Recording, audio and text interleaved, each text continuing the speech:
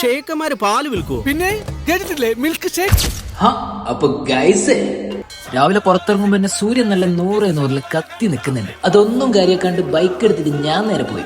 അപ്പോണ്ടൊരു ചങ്ങായി സീബ്ര ക്രോസിന്റെ മേലെ കേറ്റി പാർക്ക് ചെയ്ത് വെച്ചിട്ട് എന്താല്ലേ ഇങ്ങനെ ആടുന്ന് പോയിട്ടാകുമ്പോഴാണ് നമ്മളെ കാക്കാനെ കാണുന്നത്. ഞാനൊരു ടാറ്റ കൊടുത്തിട്ടാകുമ്പോ അയാൾ വണ്ടി തിരിച്ച് നേരെ ഇങ്ങോട്ട് വന്നു. എന്നിട്ട് എന്നോടൊരു കാര്യവും പറഞ്ഞ് ഈടെ ഒരു അറബി പുലിനെ വാങ്ങിയിരുന്നു. എന്നിട്ട് അതിനെ കൊണ്ട് വൈകുന്നേരം നടക്കാൻ ഇറങ്ങലുണ്ടല്ലോ. അങ്ങനെ ഒരു പുലി ഇടേണ്ട കയ്യിലെ കണ്ടിട്ടില്ല കാര്യം. അങ്ങനെ പുലിനെയും നോക്കിയിട്ട് ഇറങ്ങി. കുറേ ഉണങ്ങിയ വണ്ടികളും വില്ലകളും കണ്ടെന്നല്ലാണ്ട് പുലിനെ കണ്ടില്ല. അപ്പോഴാണ് ഒരു വില്ലന്റെ പുറത്ത് ഇങ്ങനെ ഒരു കാഴ്ച കാണുന്നത്. ഒരു തോണി നിർത്തിച്ചിട്ടുണ്ട്. ശ്രദ്ധിച്ചു നോക്കിയിട്ടാകുമ്പോൾ അതിന് ടയറെല്ലാം ഉണ്ട്. കെട്ടി വലിച്ചിട്ട് എവിടെയെങ്കിലും കൊണ്ടുപോകാനായിരിക്കും. ഏതോ കടലിൽ പോയിട്ട് മീനെല്ലാം പിടിച്ചിട്ട് ഉപജീവനം നടത്തുന്ന അറബിന്റെ തോണിയായിട്ടുണ്ടാവും. അങ്ങനെ പിന്നെ അവിടുന്ന് മുമ്പോട്ട് പോയിട്ടാകുമ്പോൾ കുറെ തോണികളും പാലിന്റെ വണ്ടിയും കണ്ടെന്നല്ലാണ്ട് പുലി അവിടെയില്ല. അതിന്റെ ഇടയിൽ ആ റോഡിന്റെ സൈഡിലായിട്ട് സാദിയാന്റെ ഒരു ഓഫീസും ഉണ്ട്. പുലിനെ അന്വേഷിച്ചിട്ട് പിന്നെയും മുമ്പോട്ട് പോയി. കാക്ക പറഞ്ഞനുസരിച്ച് ഒരു കൊട്ടാരത്തിന്റെ ഉള്ളിലാണ് പുലി ഉള്ളത്. അതുപോലത്തെ ഒരു കൊട്ടാരവും കണ്ട്. ഇനി ഇതിൻ്റെ ഉള്ളിലായിരിക്കുമോ പുലി ഉണ്ടാവുക?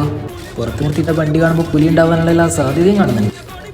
നേരെ ഓപ്പോസിറ്റ് പോയ ഒരു കാറുണ്ട്. അതിന്റെ മേലെ ഒരു പൂച്ചയും കിടന്നിട്ടുണ്ട്. ഇനി ആയിരിക്കുമോ കാക്ക പുലി എന്ന് പറഞ്ഞത്?